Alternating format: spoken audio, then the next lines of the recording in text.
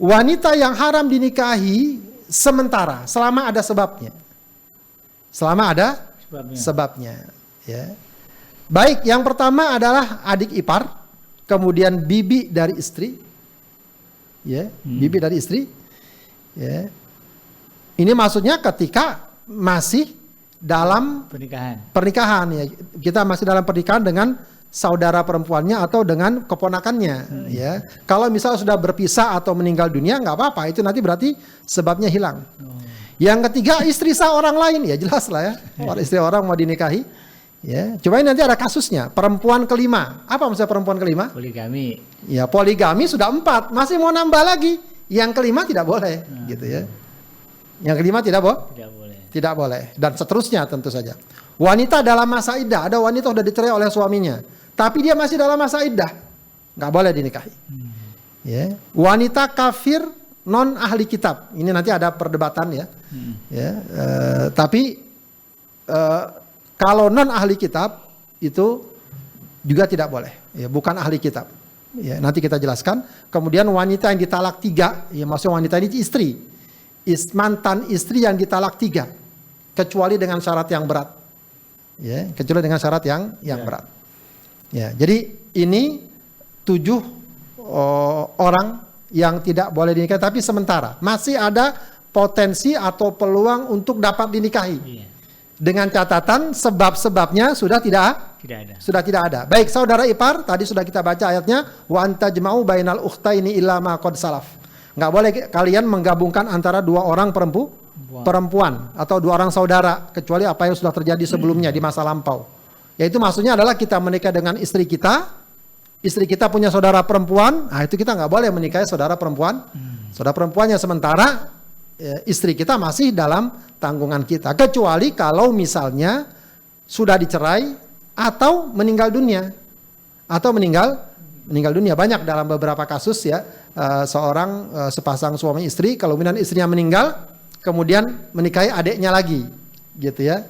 Apa istilahnya itu kalau di masyarakat? Ya. Dulunya nikahi turun ranjang. Nggak tahu kenapa istilah turun ranjang ya. Bukannya naik ranjang dia harusnya kan.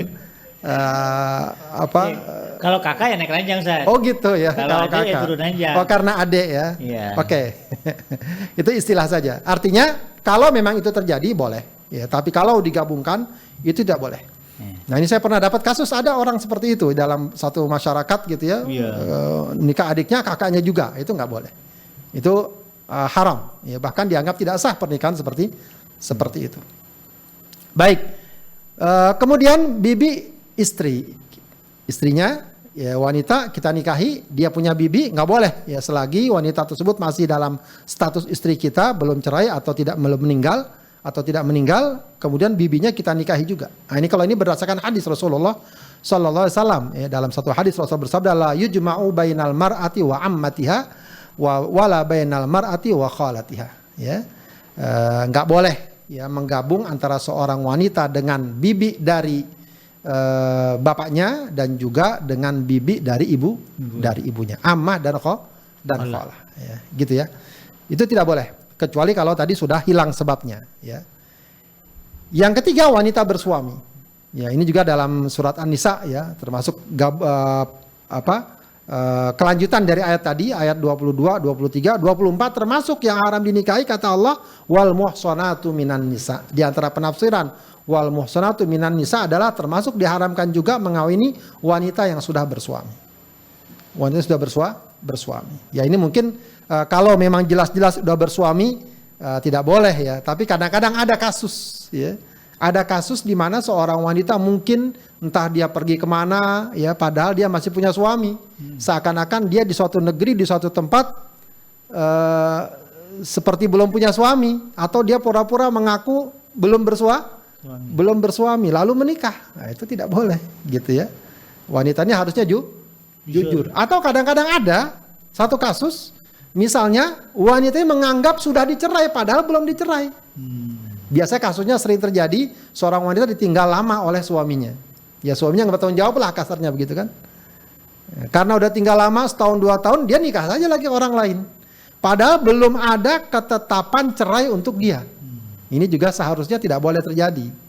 Oh kalau begitu bagaimana caranya? Harusnya dia urus ya perceraiannya ke pengadilan segala macam, gugat cerai, sudah jelas keputusan cerai, baru dia menikah. Jangan sampai dia main nikah saja hanya karena menganggap sudah ditinggal lama oleh suaminya. Kalau ntar suaminya datang bagaimana? Itu kan repot lagi. Ya, udah punya anak pula misalnya, maka harus betul-betul detail. Makanya sering kadang-kadang kalau mau menikahkan ini dipertegas. Ini gadis atau janda? Oh janda. Baik, kalau janda mana ketetapan kepastian bahwa dia sudah dicerai atau mungkin dipastikan suaminya meninggal. Nah itu patut ada kejelasan. Kalau dulu mungkin bisa dicari saksi-saksinya.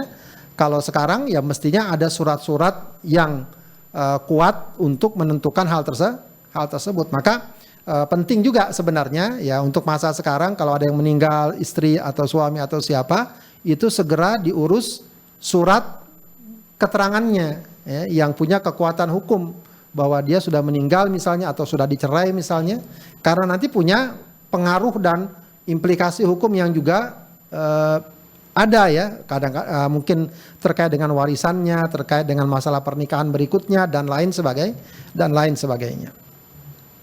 Kemudian menikahi wanita kelima atau lebih ya, jadi orang sudah 4 istrinya tambah lagi 5, 6, 7, 8. Itu nggak boleh begitu ya. Para ulama sepakat setelah keempat tidak boleh lagi ada kebolehan menikahi wanita lain, kecuali kalau di antara yang 4 tersebut mungkin ada yang meninggal atau ada yang dicerai. Gitu ya. Diriwayatkan dari riwayat Ibnu Majah an Qais bin Al-Harits qala, dia berkata, Qais bin Al-Harits berkata, aslamtu wa indi thamanu niswah fa ataitu Nabi sallallahu alaihi wasallam. Aku masuk Islam dan aku punya 8 istri ya.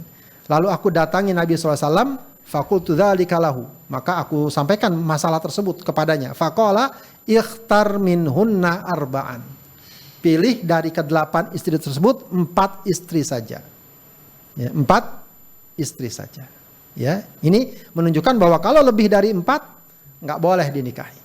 Ya, maka kalau kita lihat ada orang yang istrinya ada 10, ada 8, ya ini namanya berlebihan ya. Sementara ada orang yang nyari-nyari istri 1 aja belum dapat, ya, dia udah lebih, gitu ya. Nah, ini tidak boleh. Ya, jadi kalaupun dalam Islam memang dibolehkan poligami, ada batasannya, maksimal 4. Meskipun saya kira ini kasusnya sangat jarang sekali ya, sangat jarang sekali. Kemudian termasuk yang dilarang sementara adalah menikahi wanita di masa iddah. Ya, Allah katakan dalam surat Al-Baqarah 235, wala ta'zimu 'uqdatan nikahi hatta yablughal kitabu ajalah. Dan jangan kamu berazam untuk berakad nikah sebelum habis masa iddahnya.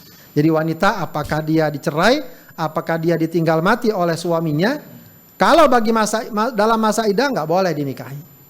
Apalagi kalau dia iddahnya masih cerai talak 1, talak 2. Itu pada hakikatnya masih statusnya istri dari suaminya. Ya, jadi kalau seorang suami mencerai istrinya masih dalam masa iddah. Masa iddah itu apa? Kalau dia masih haid maka masa iddahnya 3 kali suci. Ya kurang lebih 3 bulan begitu ya.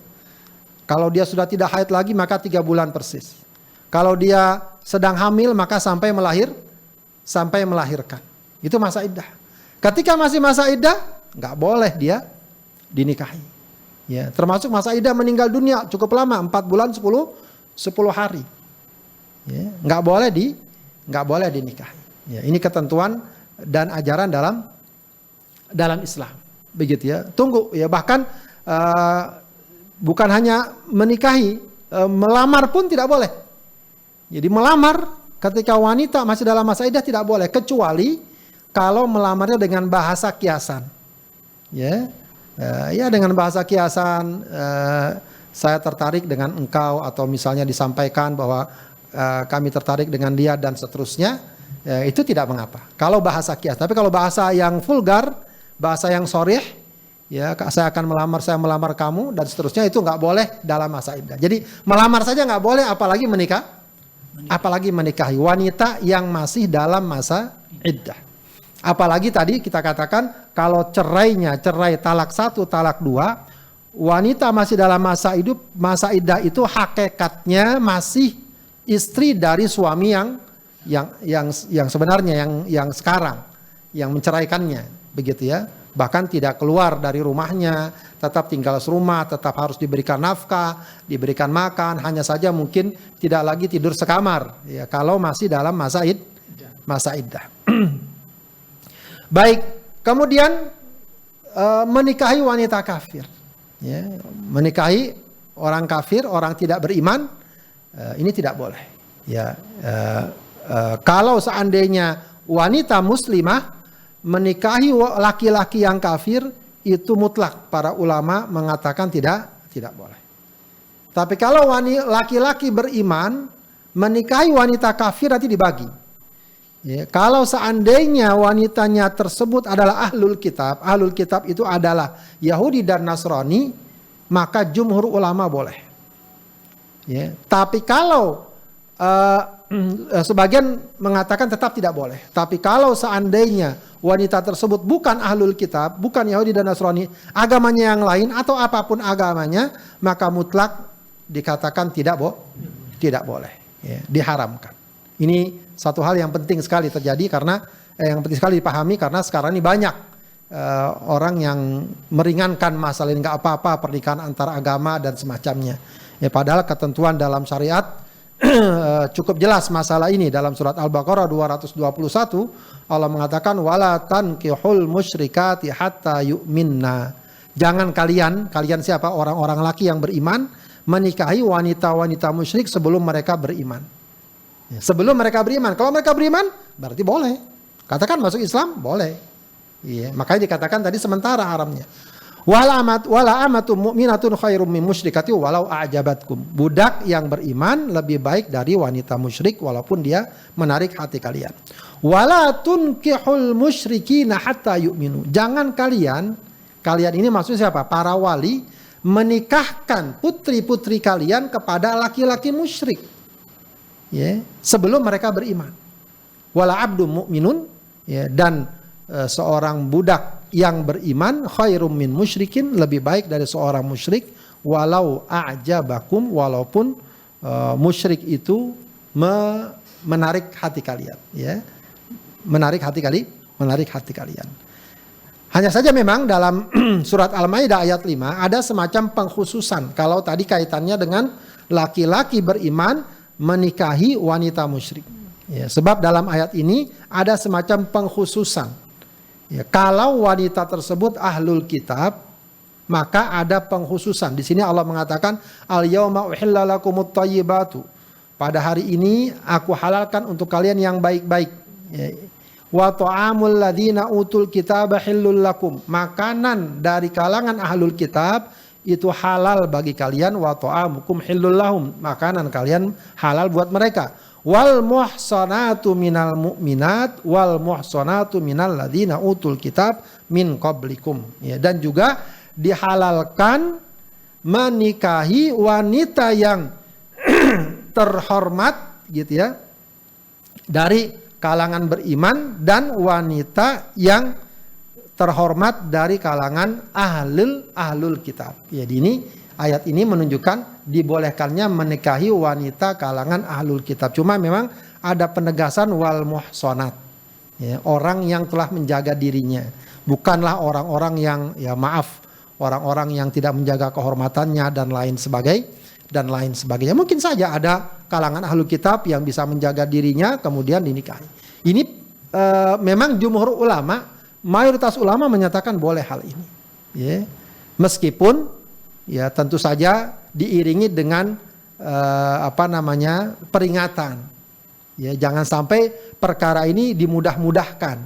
Ya, sebab kalau masih banyak wanita yang beriman, semestinya prioritasnya adalah wanita beriman. Kenapa mencari yang tidak beriman walaupun dia ahlul kitab? Ya, perkara ini mungkin cukup membantu kalau seseorang tinggal di masyarakat minoritas muslim, jarang wanita muslim. Yang banyak adalah wanita non muslim dan dari kalangan ahlul kitab. Bisa saja itu menjadi alternatif atau pilihan.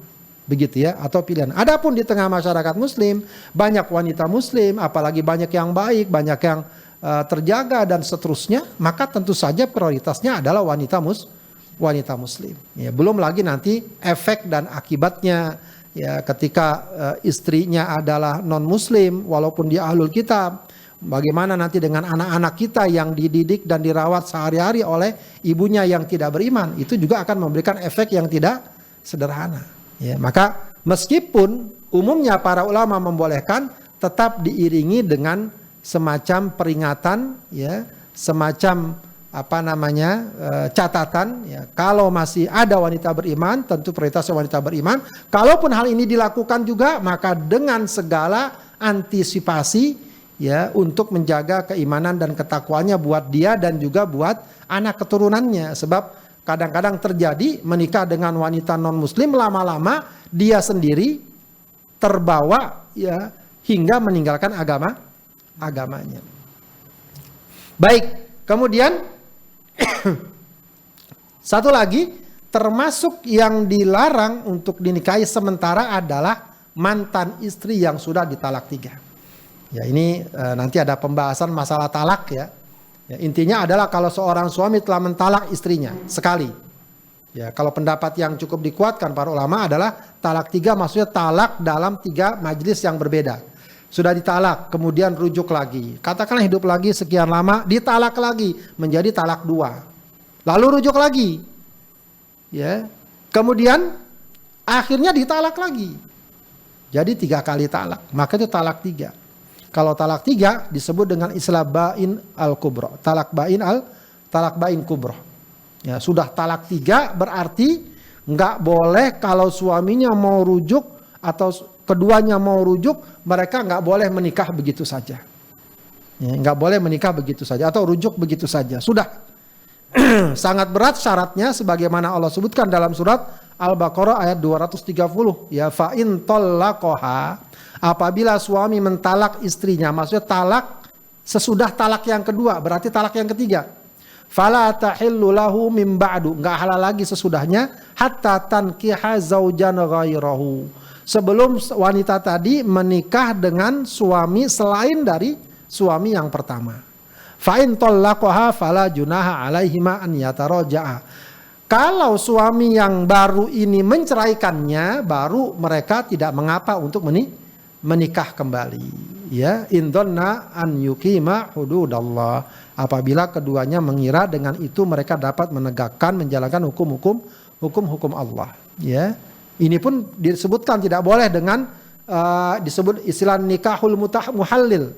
Ya, nikah bukan nikahnya rekayasa. Jadi istri yang sudah ditalak 3 itu nggak boleh rujuk lagi kepada suami yang mentalaknya, kecuali wanita tadi menikah dengan laki-laki lain dahulu, ya, dan kemudian diceraikan. Habis masa iddahnya baru boleh talak. Ya, bahkan ada yang mengatakan juga bukan hanya dinikahi dan digauli, ya, kemudian ditalak. Dan itu semua harus natural. Tidak boleh dibuat-buat, tidak boleh disewa orang. Kamu nikahi dulu ya mantan istri saya, habis nikahi kamu ceraikan, biar saya nanti bisa menikahinya. Nah, itu nggak boleh. Itu rekayasa namanya. Ya, disebut nikahul muhallil. Ya, Rasulullah melaknat perbuatan tersebut karena sebagai upaya untuk hilah, ya, mencari-cari alasan untuk menghalalkan yang sebenarnya dilarang. Tapi kalau pure atau normal atau apa istilahnya natural, dia nikah, lalu kemudian ya entah bagaimana diceraikan, maka baru boleh setelah habis masa iddahnya. Berarti kalau dia menikah dengan laki-laki lain dan tidak diceraikan, ya sudah. Ya, tidak lagi ada kesempatan untuk menikahinya.